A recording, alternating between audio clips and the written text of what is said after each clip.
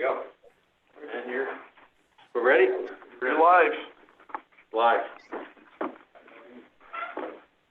Okay, call the meeting to order. Minutes, everyone have a chance to review the minutes and accept the minutes. Do I have a motion? I'll move it, John. Thank you, Mr. O'Brien. Second? Second? I'm not on the committee, so. Oh, you have a, I will if I am. Okay. I think I am. thank you, Mr. You are. Yep, I am. All in favor? Aye. Opposed? Minutes accepted. First up, Public Defender's Office. Mike? Can you hear me? Yes, we can. Okay. The first issue I have is backfilling a vacant attorney position. Attorney Elon Czerny retired May 6th. And we have a vacant position with the caseload standards and with the funding for the position. I'm requesting the permission to backfill the vacant position. Do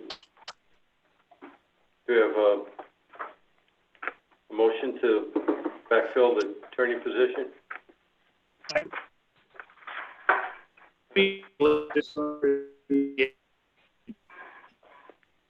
Oh, Mike, you're breaking up.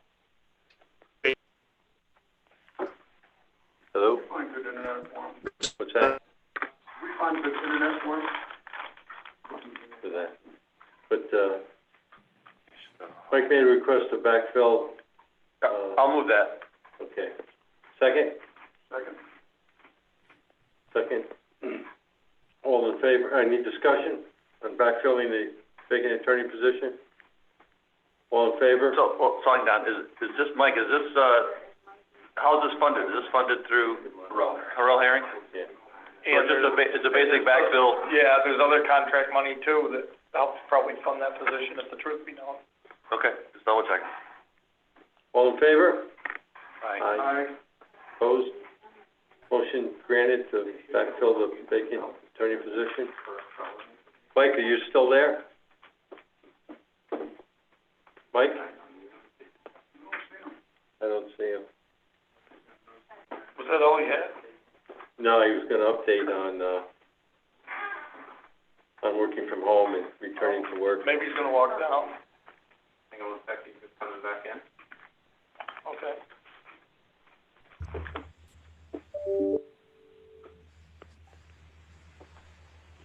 When I was connecting, I got a notice that I had bad internet connection, so there might be something with the county internet that kicked him off. Mike, you're on now? Says he's still doing it. No.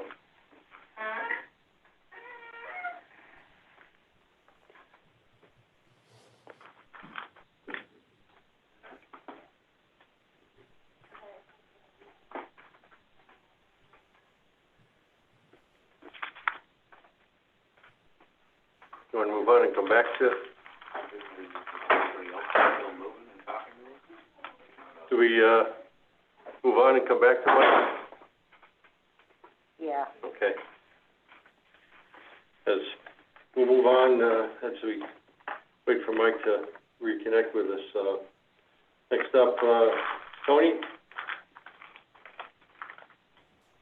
Sure. So the current update for us on court activity, we finally got permission to, or we heard finally they've called for a grand jury to start, and we are scheduled to have grand jurors report starting July 16th. That really is just in time for us. Our backlog rather for felony grand jury cases, we have 7 solid weeks once we get started. And that is primarily from cases that existed prior to the shutdown and a few of the felonies that came in. Our local courts have been given permission to start, as with county court, some moderate activity. to try to begin getting caught up. We're hopeful that with phase one, the court system will expand those efforts. As of right now, there's no word on jury trials, and there's consistency or the updates and speculation are all over the board on jury trials. The one question that has been posed, and I don't know from supervisors whether they've been contacted regarding any changes or retrofitting to the courtrooms in the town and village courts relative to social distancing and protective steps taken. I know the OCA came in and mandated a great deal of steps taken in both county court and for grand jury. So I didn't know if similar activities were happening in the local courts. I don't know if anyone knows the answer to that question. We haven't heard. I know in Greenwich, we haven't heard anything from the office. I think that's going to be one of the challenges. I know one of the directives from Judge Katina, who's the administrative judge, was that at no time can occupancy exceed 25%. So that's going to be a challenge, I suspect, for your judges to manage and monitor that. But that's just something to be aware of. Interestingly, so we looked at our numbers year to date. From comparing to last year, we're only down 4.5%, which tells you how busy the first 2.5 months of 2020 were. Effort per case, workload per case is up considerably because of discovery.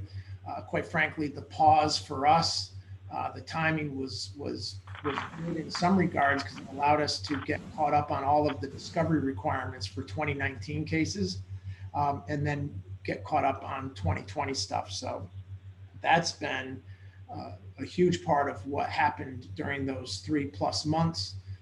And quite frankly, a year ago today, that would have been impossible because we would have been reliant on paper. But between the efforts spent toward the end of 2019 and your all support of getting paperless and going online and using PCMS and our IT folks, we've been able to really be in a position once local courts are authorized to reopen, we should be able to hit the ground running, at least with existing cases. It'll be a challenge when new cases start coming in because we're starting to see a real significant uptick now that law enforcement is back out, not just reacting to calls, but more aggressively enforcing and pursuing. I think that mix has turned back more toward the way things were prior to the shutdown. Not to mention we're hitting the hot months of criminal activity for us, which is usually the summer months. So that's sort of an overview of where we are. I don't know if anyone has any questions. Any questions for Tony? Tony, with discovery, with the additional staff you have for it, are they going to be able to keep up with where we are with discovery for the future? You know, I don't know because we had the luxury of 3.5 months of just being able to focus on discovery and not local courts. I think as it relates to the major cases, yes. When we get into high volume, the turnaround time is what's really, quite frankly, possible at times. Law enforcement's doing their best, but you know, I think the systems we have in place give us the best chance to do that. And law enforcement's been good about getting us stuff. It's the period of having to review it and push it out the door is going to be the real challenge. So, you know, we'll see. I think until ask me that question, if we stay operating as normal, you know, once local courts open, after 3 months of busy policing and busy local courts, where we stand. Thank you. Any other questions? Tony? Thank you, Tony. Next up, code enforcement, John.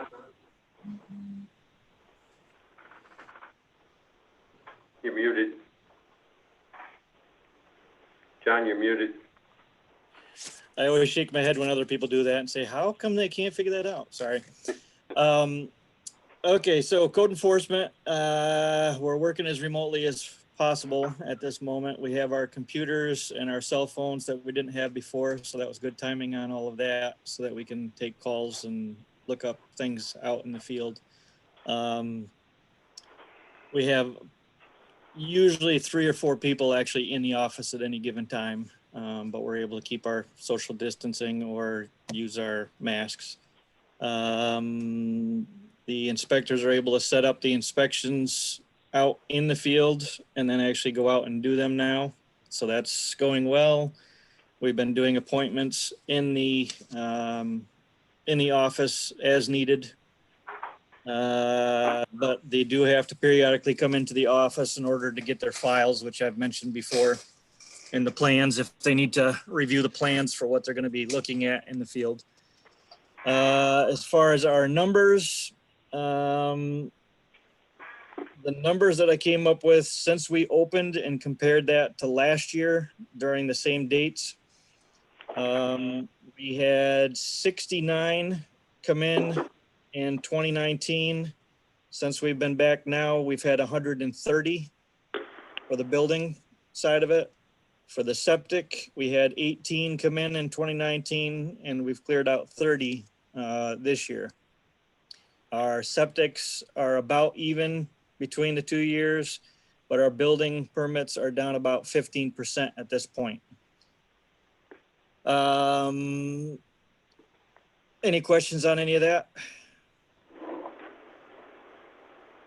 Any questions for John?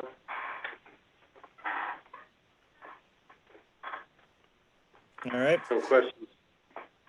Go ahead. Okay, question that I had for you folks is regarding renewals. We had started a new system at the beginning of the year that only worked for 3 months. And then the following 3 months, we weren't able to do anything with it. Since we have gotten back, I have not been sending out renewals. My thought on it is everybody's having a hard time with money right now. It wouldn't necessarily, to me, look very good if we start sending out things saying, hey, send us more money. My thought was wait until the end of the year, start it again in January, but I wanted to get what you guys thought on it. Mr. Hack? You're muted. Dana, you're muted. Al taught me that. Couldn't you do both? Couldn't you send out the notice for renewal, but extend the window that you can renew by? That way, if people can renew now, you are getting that revenue, but say, please renew, you have a deadline by December 31st or something like that. Because some people need, some people need a reminder. They might have forgotten that they need to renew. Gotcha. That's entirely up to you guys. We can do that if that's how you would like to handle it. That's how I think we should do it. I think Danny's suggestion is good. That's a good idea, Dana, to keep it fresh in their minds. Okay, so could I like extend it out like 3 months or go right to December, or what do you think? Thoughts on that? I'd like to hear from somebody else what they think. 3 months is to when October. This is more of a budget officer question. Can you slowly get the revenue up until the end of December 31st or for 2020, or what do you need to do? Is Brian even here? Oh, there he is. Yeah, Brian's here. Yeah. I don't know how the revenue's gonna come in. It's not Mr. Haff, my humble opinion, and Al can correct me if he disagrees. The magnitude that you're talking about is not big enough to impact the cash flow of the county. So whether the revenue comes in over the next 30 days or it comes in over the next 6 months from a cash flow position does not affect the county.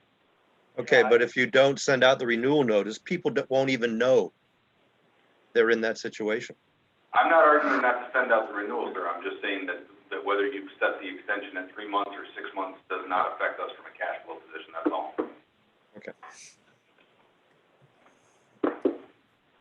Any other discussion? I'll make it 6 months. Or at the end of this year.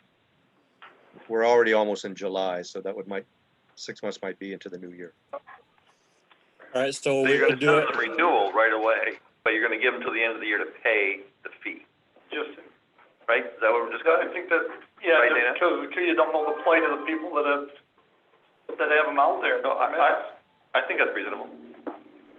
All right, so could I do it where I'm saying from now through December, you have until the end of December to do it? So that window that they're having, the extension is getting shorter as we get closer to December? That sound right to everybody? And then at the beginning of next year, we're going back to the 1 month that we were planning on originally. That good with everybody? Sounds good, sure. Yes. Yeah. Is that? So we'll send the renewals out, and they'll have till, December 31st, For the rest of them for this year, yeah. the rest of it for the year. Don, Yes, Sue? 2 questions? and the other question on the regardless of the money is what date will you choose for that renewal to, because there's a time frame that goes from the start date until, what's it, the 3-year, they can have it for 3 years, John? It's supposed to be renewed every single year, so. Okay, so the start date would be January 1st or the date that they send the check in? I would say we would bring it back retroactive to where their renewal date was originally. Otherwise, we're Yeah. gonna have to go through and toy around with all kinds of stuff in the system, so. Thank you. Any other thoughts? Cassie? My only comment was, is when you put this out there, maybe you should include a comment that this is a one-time thing due to the COVID, so that we aren't handling and dealing with a bunch of questions next year when they say, well, this isn't the same renewal as last year, but we're giving them that one-time break this year. If we could just note that. Good idea. Any other thoughts on that? Deb, do we need a motion on that? Mr. Half, I believe, made the motion, so we need the second. Mr. Haff, can you restate, your motion? I thought Mr. Hicks seconded it. Did he? Yeah. Yep. Oh, I didn't see him, okay. Any further discussion? All in favor? Aye. Aye. Opposed? Motion passes. Anything That's it else, for me. John? All set. John, I'd like to thank you and Theo for coming to Greenwich and, meeting with, our new Amish families, because, they're going through a permitting process, and John and Theo took an extended period of time and went over the whole process with them, and I think they understand it now, and I really appreciate it because we can move the process along, so. Thank you. Glad Thanks to for help. coming by and talking to them. Thank you. Is Mike back? In the back of the room. Oh, okay. Mike, let's get caught up. We were, I'm not sure how you'd like me to, want me to just speak from here? Am I okay off here?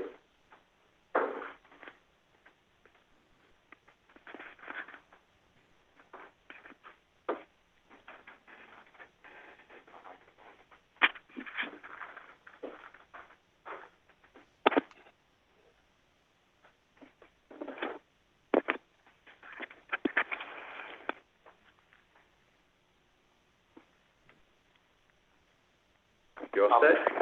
Sure. I'll be very brief. On the, it was a detailed and lengthy report you sent Yes, with it. if anybody needs a copy of it, thank you. It was great, so. Just uploaded it too.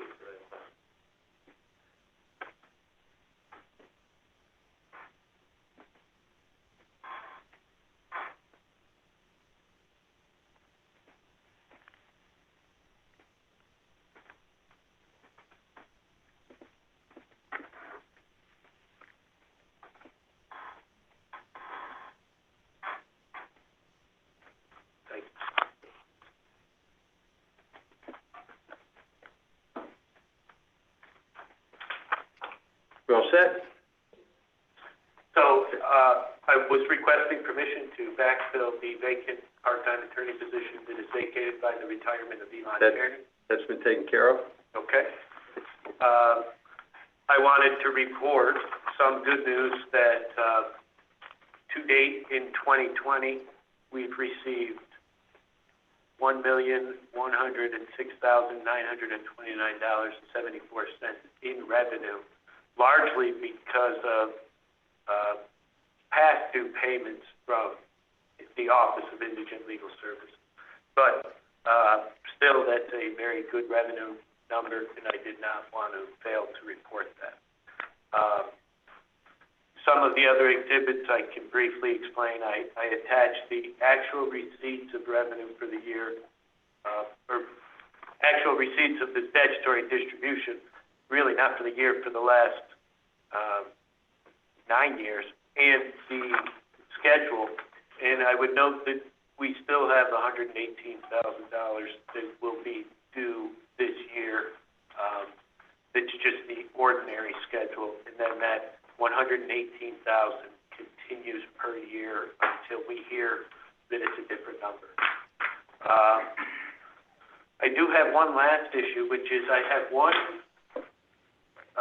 workstation in the office that I would submit is potentially not an ideal workstation in view of the current circumstances. So I guess I'm just requesting permission to have that workstation looked at, either by Mr. Jones or anyone that would be able to take a look and see if there aren't some modifications that can be made with respect to making it a safer workstation. It's right at our front door, and it gets an awful lot of traffic past the workstation, and I would submit right now it's not I would say all of our other workstations are really in a good position to be able to exercise social distancing. This one workstation is kind of in an odd location that makes it difficult.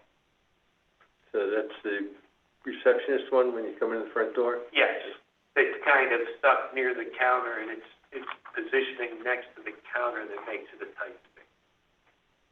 So I'd just like to look at that, and I'm bringing that to the committee's attention.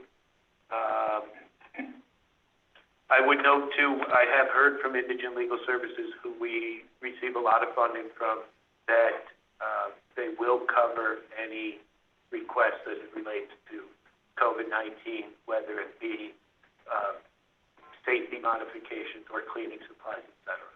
So it's possible that any change to that station could be funded. Brian? Yeah, we could have Buildings and Grounds look at that. They could put up a petition or plexi or something, just if it was turned and set in a different situation. Yeah, I completely support Mike's request. Yeah, I think it just needs to be looked at by somebody that can do something about it, not us. It's my fault. Mike emailed me last week about it, and then we were going out of town and slipped my mind. So Mike's right. It's an issue. We need to address it, and we will. Yeah, but Matt can take care of that, right? I don't think that's I don't think that's a heavy lift. It's not. We'll Yeah, figure something out. Mike's absolutely right. We gotta address it. Yep. I don't have anything else, but if anybody needs any information or has any questions, they can contact me. Or please contact me. Thank you, Mike. Thank you. Public safety? Department update? Good afternoon. Our grant project updates, our radio project has been on hold due to the COVID pause. We're hoping that we'll be able to move into the next phase here shortly as things start to open up, which would include further radio work on the towers for the additional frequencies that we need to upgrade. Our 911 phone system project, we're approaching the final week of that system upgrade.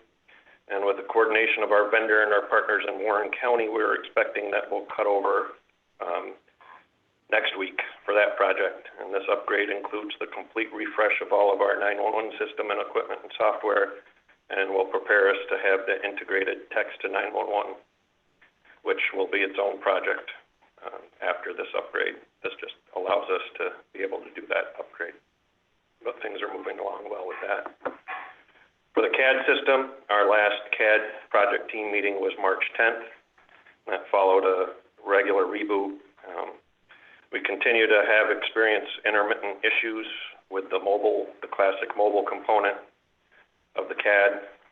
The vendor's looking to migrate from that to the web version. That just was delayed due to the COVID crisis. We continue to have the scheduled reboots monthly, and those are coordinated between IT, the public safety, and the vendor.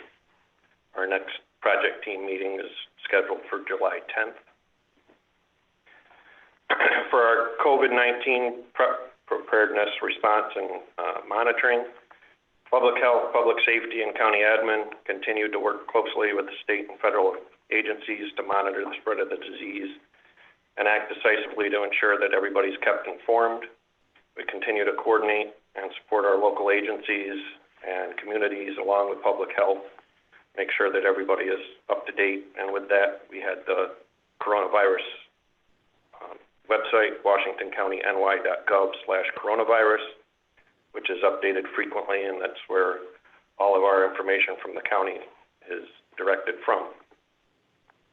We have been holding local official and first responder leadership briefings. We completed our final scheduled one on June 19th, but as the need arises, we'll schedule if the need arises that we have to have another one. But we continue to send out our updates electronically. Personal protective equipment, supply and distribution. We continue to work with our first response and municipal partners to provide them with PPE. For our in-county businesses and communities, we have cloth face coverings and hand sanitizer available. If there's needs for that, please contact our public safety office at publicsafety@washingtoncountyny.gov or by phone to the main office number so you can arrange pickup. Our current status of COVID in our communities and the potential for a resurgence, we are urging all agencies and communities to do their best to purchase PPE now as things are calming down for a little bit and that the PPE is becoming more available. So please replenish your supplies and we can be a little prepared if we have a resurgence. For the communication center, it remains restricted access into the communication center to communication staff only. We continue to pre-screen all of our communications staff with the temperature checks and screening questionnaires, and this is to keep them safe and not have any contaminants into the center, so we can ensure that they remain able to do the important job that they do. Personnel updates for in communications, we just completed a hire of our one remaining full-time position. The new hire is a new employee who just began their training program, which if successful should take about 16 weeks. We're now working to hire additional per diem communications officer positions to support our staff and operations as over the last year, we've lost 3 per diem staff due to other employment or obligations. The fire coordinator has reported that he's retiring from his full-time employment, which is with a local school district, and he's a member of the state and local retirement system. That requires him to be removed from our employment role for a business day. So his last day of work with the county would be July 24th, where he would resign his position as county fire coordinator at the close of business on the 24th, in accordance with retirement system guidelines. The fire coordinator would like to continue working as the fire coordinator, therefore is requesting consideration for reappointment by the Board of Supervisors effective July 28th. These are all requirements of the retirement system. Communication Center activity. For March and April, we had 5,638 incidents, 10,310 phone calls, and our staff continue to work through dealing with everything going on as much as everyone else is. So we certainly appreciate the job that they're doing down there. It's our report, barring any questions. Got a day and a half. Dana? You're muted again, Dana. Muted, Dana. I'm consistent. Go. Glenn, text of 911 is a very important component. You say there's going to be its own whole project. Is it just a software issue, or is there different hardware involved that the center would need? I can stand by. Tim's managing that project, so I'll let him speak to that. So the software component is coming with a phone system upgrade. The hardware and the actual networking component behind that will be what's part of the part 2 of this project, which will be, it's called Text Control Services and a Text Control Center, which directs where those text messages go and how they're processed. So there's 2 components to it. So it'll be those pieces. If right now you call on your cell phone somewhere, a tower picks it up and knows where to send it. If they text on that same cell phone, it has to have its own different control center and system? Yep, because it's more network than it is just phone at that point. So that's why when you have very little service, you have enough that you can at least get a text message out, or you do like your Wi-Fi messaging, those kind of things. So it has a whole network that just processes text messages to 911. Oh, it's like an SMS network? Correct. Okay, thank you. Mr. Hay? I don't know if it's for you or Roger or Debbie, but we did this once before with somebody retiring. Do we have to actually like move this to the full board and then do it at the full board meetings? And can we do it so it's retroactive and proactive, or make the dates available in the resolution so that it happens without having to come back and do it? Yes, I believe so. I believe because of the timing, because we're bringing it soon enough, I think what would conceivably happen is that your July full board meeting, which is what, like 7 this month. That was John LaPointe. Remove them effective the 24th and put back on effective. So I'd like to make that motion so we can get it rolling. Instead of the first one. To do it personnel before it goes to the full board? Probably. Okay. Just so we can get that done paperwork-wise. So that action will be done personnel committee? Yeah, and then to the full board. Yeah, I'll make that motion. I'll second it. Any discussion? All in favor? Aye. Aye. Opposed? Motion passed. Anything else for public safety? Al on the left, please. Al, for you? I can't see your hand, but. Yeah, sorry. Glenn, can I get a copy of that letter from the retirement system? Because sometimes the date we think is their last date isn't their last date. So I just want to make sure we get the right date. Yeah, important. Yes, we'll make sure you get that. Anything else? Public safety? Okay. Sheriff Murphy? Thank you. You hear me okay? Yes. Trying out a new camera, so thank you. I have a couple things that came up prior or after the agenda email. Staffing. One is a backfill for a senior account clerk position. The senior account clerk's leaving for another job. Fortunately, I have someone who used to work in that position that's interested. So it would be an easy replacement, and already trained, so that's good. So I'm just looking for permission to backfill that senior account clerk. Any questions? The sheriff about the senior account clerk? So is it just we just need a motion to backfill a senior account clerk position? Is that what we're looking for? Yes. I'll do that. Second?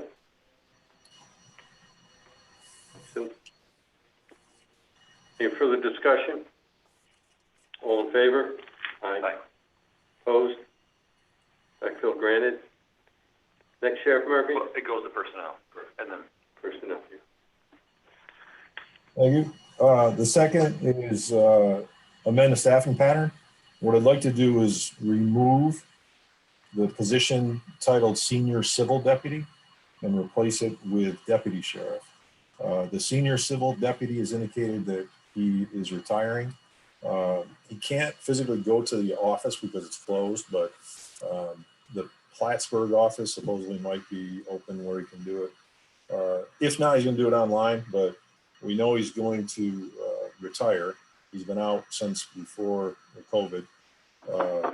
So what I'd like to do is replace it with a deputy sheriff position. And the reason I want to do it is the academy was delayed and now is going to start at the end of this month.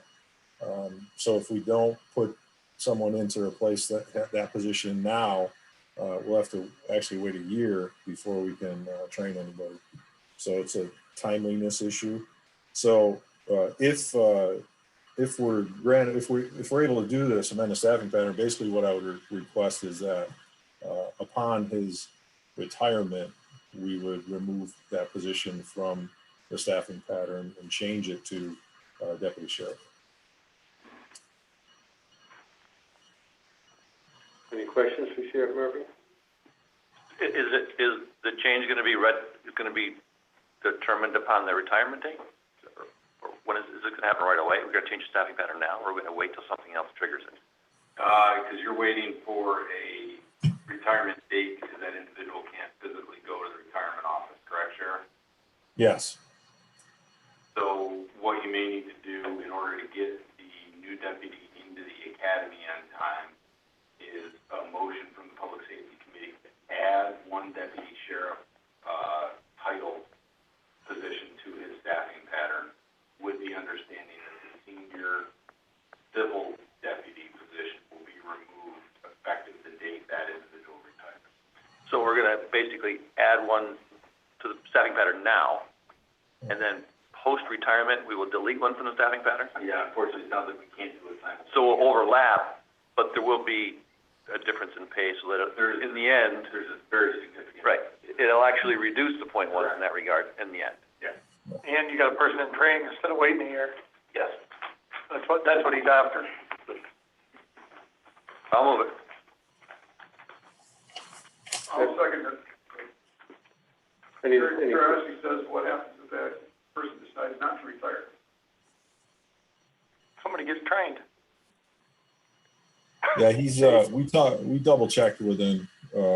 Like I said, he's been out since March and he's not coming back. So it's just a matter, if the offices were open, we'd have a date for you. But he said that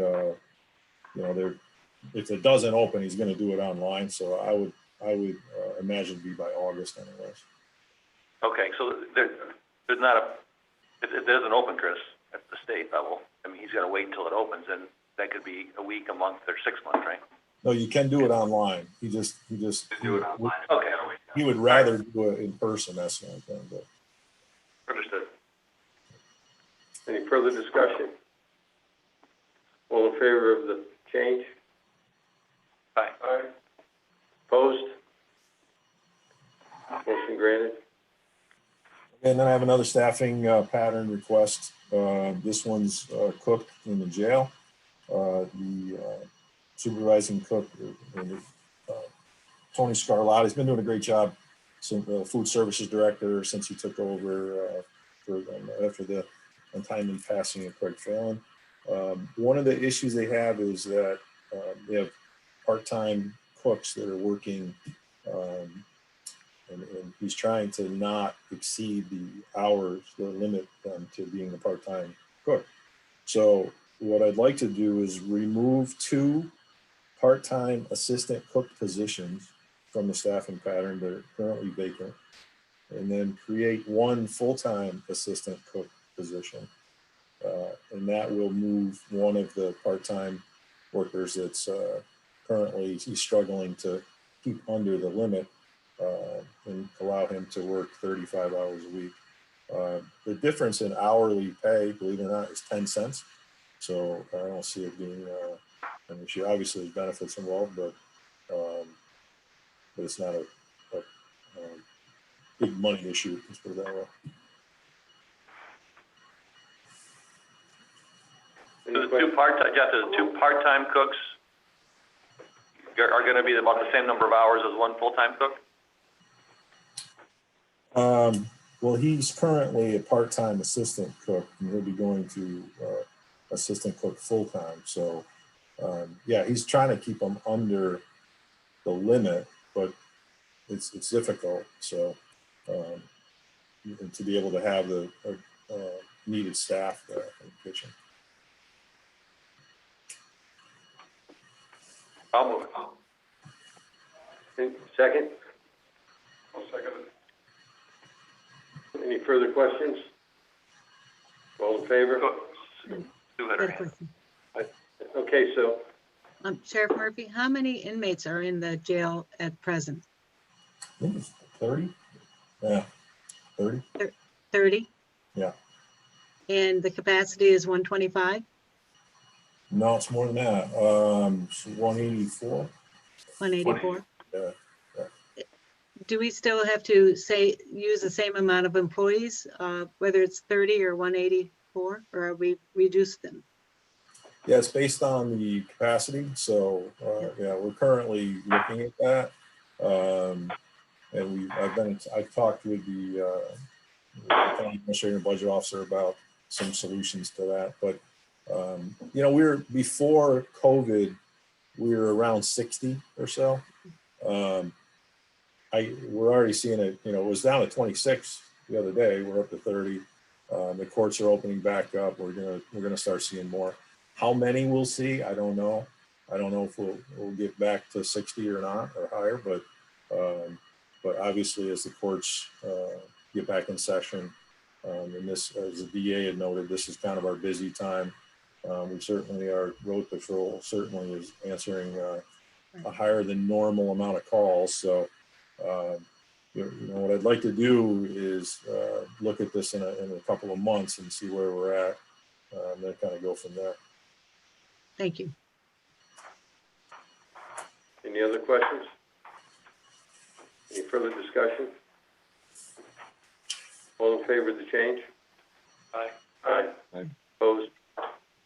Motion granted. I did have one more thing. I just wanted to touch base with you all about the governor's executive order of police reform. And basically, I just wanted to reassure members of the board that the fact that we're an accredited law enforcement agency really works in our favor. In fact, it's mentioned in the executive order. And I know that some of the other things that are mentioned in the executive order is that funding, state funding is tied to this order. And there's certain things that we as a law enforcement agency have to do. So basically what I wanted to do is just kind of reassure you all that most of the stuff that's in the executive order we're already doing. In fact, we just started, we had some training for anti-racial bias training. We have some de-escalation training that's going to take place very soon. The other things that are in the order that we don't do, we're addressing. And those are basically things that where the community is involved, and some of you all, the district attorney, public defender, things that other officials that we have to consult with to be in compliance with the governor's order. So none of it's a heavy lift. Fortunately for us, like I said, you know, we're already doing it. We already have all the use of force criteria that's included in the executive order. So, you know, I'm feeling pretty confident that we'll have this. And what I'd like to do is get this started. So we started a committee within the office that's going to move forward. And then what I'll do is update the board and the Public Safety Committee as to what our status is. And then we'll meet the next criteria, which would be have members of the public involved and then have a public hearing. So basically, I just wanted to update you on that. And if it's any relief to you, we're all set with this. I'm not concerned with it at all. And I think we'll be able to meet this way before the deadline of April of 21. Yeah, if there was a component in that order about gathering statistics, about violations and misdemeanors, based on patrol and police action and over policing in an area, is that something that we'll address as we move forward? Yeah. And, you know, like I said, a lot of that stuff we already do. you know, fortunately, we don't have, some of the stuff doesn't apply to us because we're a rural agency. And when I say it doesn't apply, I mean as far as the policing type stuff that's in the order. You know, we don't have urban areas or hot spots or, you know, problem areas, so to speak, you know, as it relates to this order. We certainly have you know, problem areas. In fact, this weekend, we'll be in the southern part of the county for some July 4th activity. So we have directed patrols that will be there. So it kind of relates to the order, but not in what the intent of the order is. But yeah, to answer your question, we, you know, like I said, we have a lot of this stuff's already done. The only things that we don't do are the new things, which include meeting with members of the public and meeting with, you know, having a public hearing. So it shouldn't be it shouldn't be a big lift at all for us. Thanks for the update. Dana? Sheriff, is the only place the county does foot patrol is the fairgrounds? Is that the only place you have foot patrol? Yeah, I mean, if you want to call it foot patrol, I mean, we provide security at the fair. But, you know, our deputies are encouraged to stop at different villages, stop at different towns or whatever. But that they're not required to, or they're not ordered to, or whatever, you know, park the car and walk around. I'm pretty proud of our community policing efforts, and they do a lot of stuff that we talked about, you know, when we first started our Community First program, which is, you know, they see somebody building a new house, they'll stop and introduce themselves and tell them that they're, you know, they're a deputy that covers that area. They see a new business, they'll stop and get the contact information in case they have a problem after hours with you know, some damaged window, or somebody leaves a door open or something like that. They routinely check businesses to make sure they're secure, things like that. You know, so I think combined with our Community First program, which really covers 90% of the stuff that's in this order, that's why I'm so confident that this won't be an issue for us. Thank you. Any other questions for Sheriff Murphy? Do you have any further business, Sheriff? Oh, Sue, go ahead. Sheriff, I just wanted to thank you and thank Sergeant Sullivan and who's the deputy that with the dog? What's his name? Dale Canal, Deputy Canal? Yes, absolutely. I want to thank both of them for being so community oriented, and I'm very thankful they were close to Salem and in Salem. They've done a terrific job. So thank you, appreciate it. I'll pass that along to them. Please do. Thank you. Anything else for Sheriff Murphy? Mention that, his budget amendment. Sheriff, you're gonna, your budget amendment, are you gonna bring that up today? Which part is that? Oh, yes. Sorry about that. That was yesterday, so. Hold on one second, I'm just gonna grab it. Basically, we need to move money between, I think a 0.4 to a 0.2. Mary Kay's got it now. Mary Kay.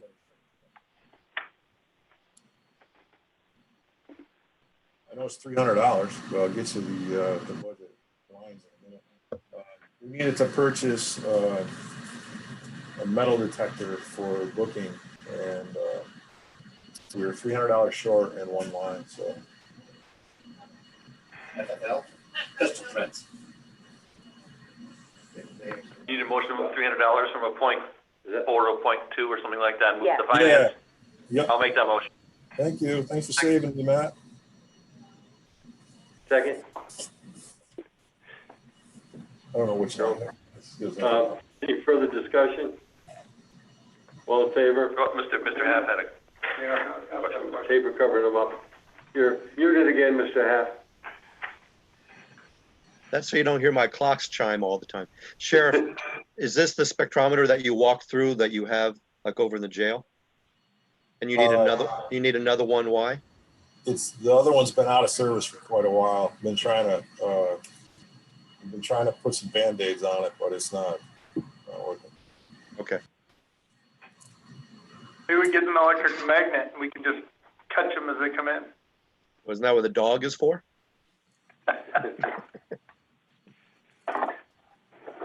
Further discussion? All in favor? Aye. Opposed? Motion granted. Anything else, Sheriff? Oh, I'm all set. Thank you very much. Any other business? No other business? Mike, while you're there, I'd like to thank you for helping me with the summer camp. Get that rolling. I appreciate your help on that. You're welcome, Don. Appreciate it. Any other business? Have a motion to adjourn? Second? Someone else? No? Sue? Okay, thank you, Sue. All in favor? Aye. Opposed? We are adjourned.